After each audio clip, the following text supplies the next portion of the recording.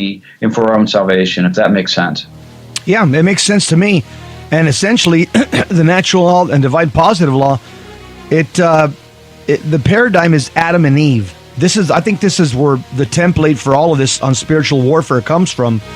Adam and Eve, Tobias and Sarah, where you can just see that there's a structure that was placed by God. Again, a structure built into the human person by natural law, where Adam, he was basically called to protect Eve, and he was called to till the garden and show headship, and Eve was called the helpmate. In Scripture, she's called in Genesis chapter 2, verse 18. And so I think that structure, that's the paradigm for Catholics and Protestants, for everybody, based on just natural law. And then, Dan, I think we also see very interesting in a story called in the book of Tobit of Tobias and Sarah, where Sarah, a young holy Israelite woman, was being tormented by a demon. In fact, the demon's name is even mentioned.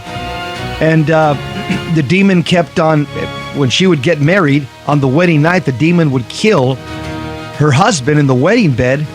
Finally, Tobias marries this young Israelite woman, Sarah, and I think it's in chapter 9, they pray. He leads her in prayer, and once he leads her in prayer, before they enter the wedding bed, the demon leaves.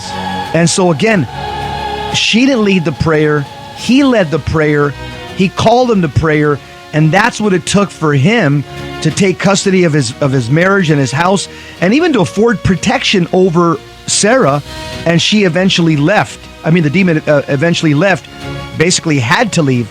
And that reminds me, Dan, I've heard Father Ripperger say that that's precisely what a husband does. A husband affords protection. A husband practicing his Catholic faith essentially affords protection to his wife and his family. Is that correct? Yeah, we see the effect of the fall.